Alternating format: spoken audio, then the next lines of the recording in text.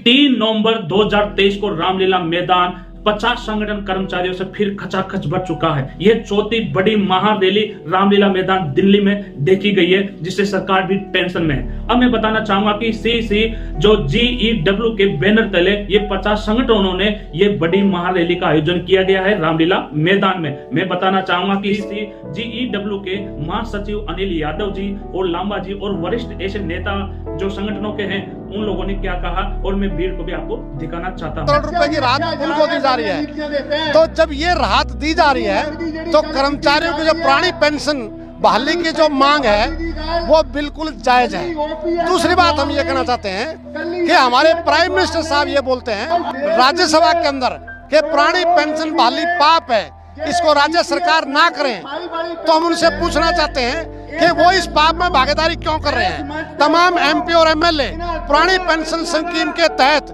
जितनी बार चुने जाएंगे उतनी बार उनको पेंशन मिलेगी, और एक कर्मचारी जो 30-35 साल काम करेगा उसको भी पुरानी पेंशन के तहत पेंशन नहीं मिलेगी। कर्मचारियों की सबसे बड़ी मांग है पूरे देश की। सारे कर्मचारी पुरानी पेंशन को लेकर परेशान हैं और इसके लिए 1 अक्टूबर को बहुत बड़ा धरना प्रदर्शन हुआ। दोबारा आज 3 नवंबर को है। हम लगातार अनवरत धरना प्रदर्शन करते रहेंगे जब तक हमारी मांग को सरकार मान नहीं लेगी या अपने उसमें मैनिफेस्टो में अगर उसको शामिल नहीं कर लेती है पुरानी पेंशन को। दोस्तों, आपको बताना चाहूंगा कि 3 नवंबर 2023 को रामलीला मैदान 50 संगठन कर्मचारियों से फिर खचाखच भर चुका है। यह चौथी बड़ी महारैली रामलीला मैदान दिल्ली में देखी गई है, जिससे सरकार भी टेंशन में है। अब मैं बताना चाहूंगा कि सीसी जो GEW के बैनर तले ये 50 संगठनों ने ये बड़ी महारैली का आयोजन किया गया है रामलीला मैदान में। मैं बताना चाहूंगा कि GEW के महासचिव अनिल यादव जी और लांबा जी और वरिष्ठ ऐसे नेता जो संगठनों के हैं, उन लोगों ने क्या कहा और मैं भीड़ को भी आपको दिखाना चाहता हूँ।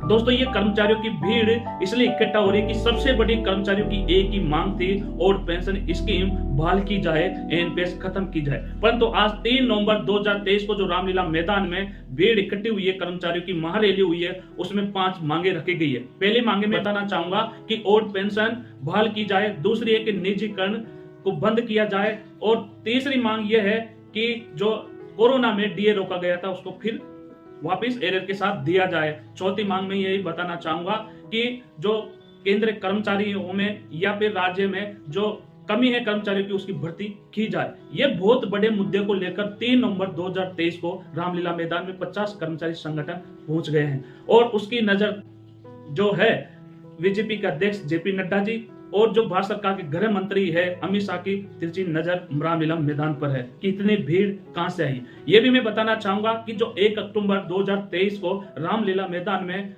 भीड़ इकट्ठा हुई थी, उसमें जो कर्मचारी आए हुए थे वो 3 नवंबर को नहीं आए। जो 3 नवंबर को आए हैं वो 1 अक्टूबर 2023 को नहीं आए। ये भी कर्मचारियों के संगठनों में थोड़ा अंतराल आ रहा है, थोड़ा भेदभाव जैसा नजर आ रहा है। तो ये बहुत ही बड़ी जो बातें हैं ओल्ड पेंशन को लेकर, निजीकरण को लेकर, जो खाली पदों पर भर्ती को लेकर, और जो कोरोना में DA रोका गया उसको लेकर, ये बहुत बड़ी कर्मचारियों का हल्ला बोल है। अब मैं बताना चाहूंगा कि कोई कर्मचारी ये नहीं मानेगा और नहीं ये सोचेगा कि ओल्ड पेंशन ना मिले। सभी यही चाहते हैं कि ओल्ड पेंशन जो बुढ़ापे की लाठी है, बुढ़ापे का कवच है, बुढ़ापे की सुरक्षा है, ओल्ड पेंशन वो जल्दी बहाल की जाए।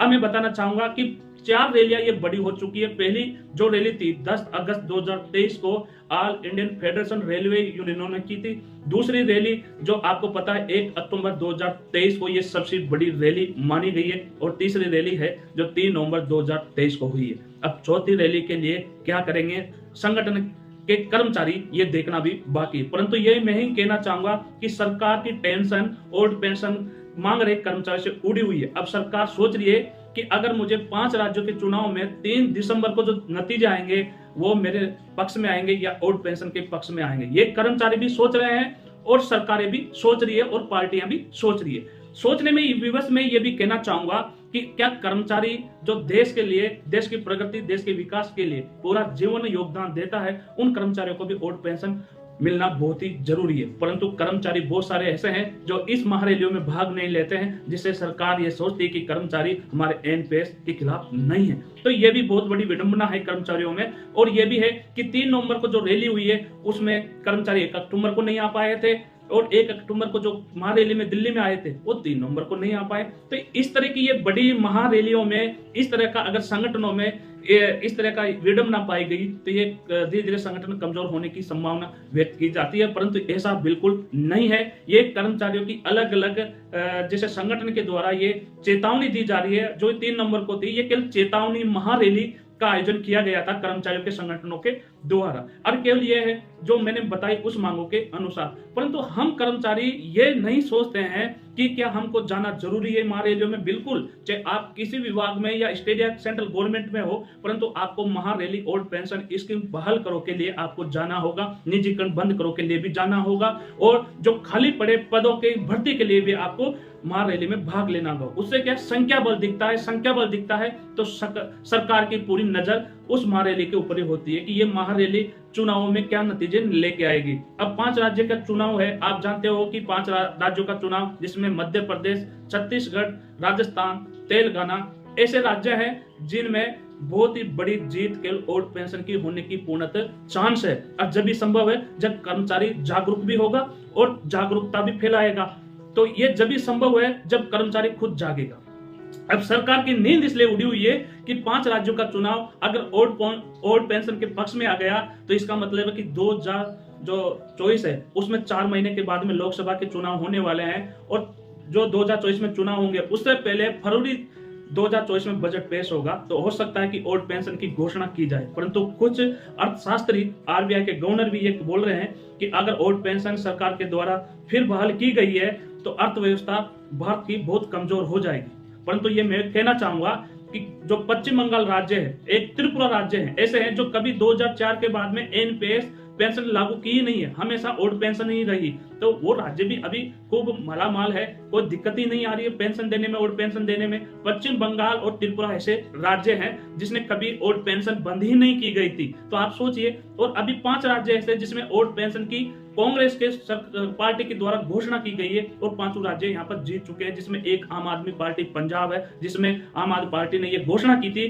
कि अगर हमारी सरकार बनती है पंजाब में तो हम भी यहाँ पर पहली कैबिनेट की मीटिंग में ओल्ड पेंशन की घोषणा यहाँ पर कर देंगे। अब आपका विचार क्या कहता है कि आपको ओल्ड पेंशन पर वोट देना है या पे क्षेत्रवाद या जातिवाद पर देना है? आप शिक्षित हो, हर कर्मचारी वर्ग शिक्षित है, मजदूर का बेटा या दुकानदार का बेटा या किसान का बेटा भी पढ़ रहा है तो सरकारी जॉब के लिए पढ़ रहा है। अगर वो सरकारी जॉब में आएगा तो उनको भी एनपीएस स्कीम की पेंशन ही मिलेगी। परंतु अगर कर्मचारी जागरूक बनेगा और जागरूकता फैलाएगा तो जरूर स्टूडेंट को भी समझ में आएगी और किसान को भी समझ में आएगी कि हमारे लिए, हमारे बच्चों के लिए ये जो कर्मचारी लड़ रहे हैं सरकार के एनपीएस के खिलाफ सरकार से, वो बिल्कुल सही है। तो ओल्ड पेंशन के वोट पर ही चोट होगा, ये देखना 5 राज्यों के चुनाव में होगा। तो सरकार अभी टेंशन में है, इसलिए टेंशन में है, देख रही है और आपका जो परीक्षा ले रही है कि अगर 5 राज्यों में ओल्ड पेंशन की सरकार बनी तो निश्चित ही 2024 में लोकसभा चुनाव में कोई भी पार्टी नहीं चाहेगी कि हमारी सरकार न बने। बीजेपी पार्टी तो बिल्कुल नहीं चाहेगी कि रिपीट सरकार, वो करना ही चाहेगी कि लोकसभा में हमारी सरकार दोबारा पुनः तीसरी बार बने। तो इसलिए 2024 का फरवरी में बजट भी आम है। सभी कर्मचारियों की नजर फरवरी 2024 के बजट पर होगी और ये 5 राज्यों के चुनाव पर। तो दोस्तों फिर मिलेंगे अगले वीडियो में, जब तक जय हिंद जय भारत।